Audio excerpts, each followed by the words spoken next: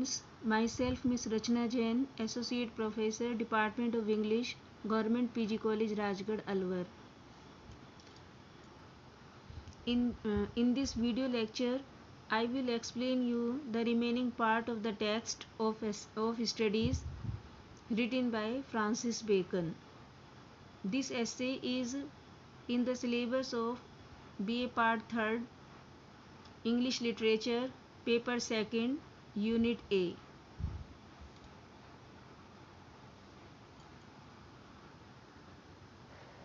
Of Studies is the essay written by Francis Bacon, the famous essayist, and is called the father of English essays.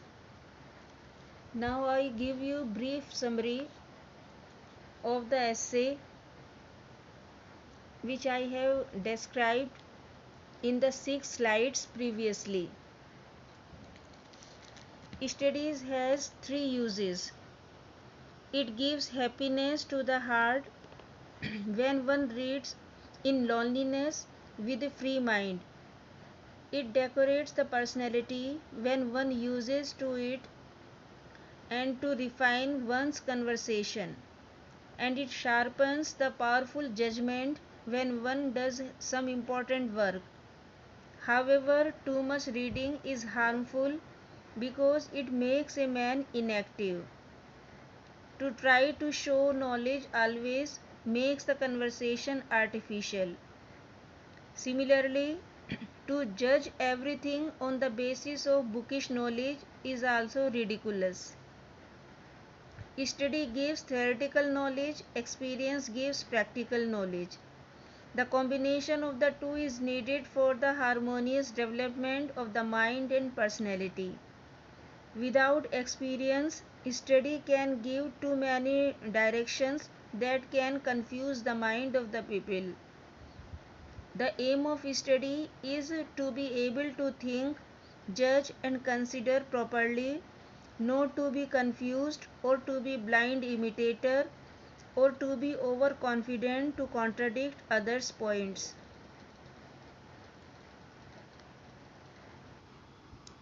Now I tell you the word meanings of these lines. Tasted means sampled through casual and partial reading. Swallowed means to read hurriedly without understanding and thinking.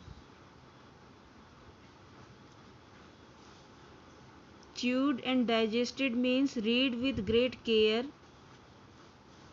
to appreciate and understand the contents with their significance. Curiously means with attention or carefully. With diligence and attention means with efforts diligently. This passage occurs in Sir Francis Bacon's famous and enlightening essay entitled Of Studies. Bacon has already described the functions of studies, dangers of devoting too much time on studies, and the desirability of blending knowledge of books with the practical wisdom of experience, the attitudes of different kinds of readers towards studies, and the aim of studies. Now, in these lines, Bacon describes different kinds of books and the manner in which they should be studied. While he does so, he impresses us with his practical wisdom and insight. So here in these lines, the author describes that as there are various functions of studies, so there are different kinds of books also. He classifies the books according to their importance and utility to men. He divides books into 3 main kinds and proceeds to tell his readers the way in which each kind of books should be read. The first kind of books need casual attention.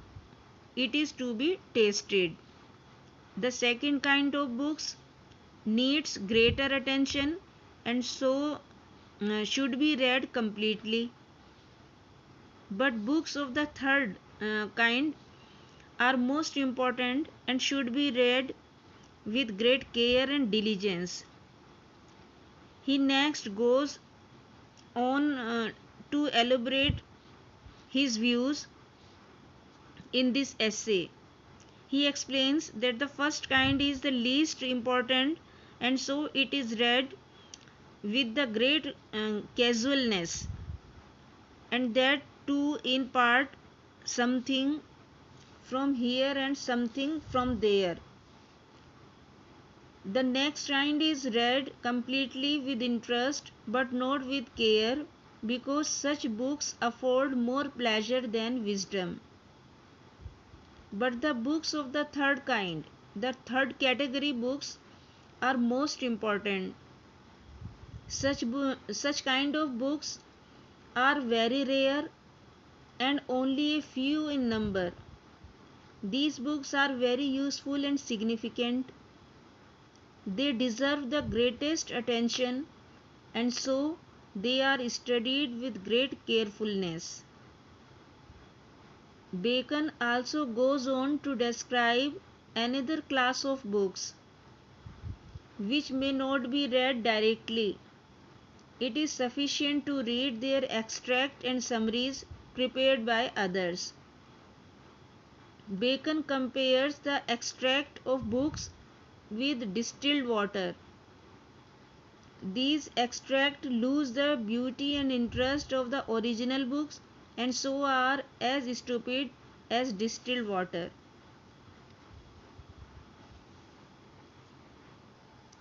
So, according to Bacon, all books do not have the same importance. There are less important and apparently interesting books also. The best type of books should be read with utmost care. The style is very interesting and lucid and the language is ordinary.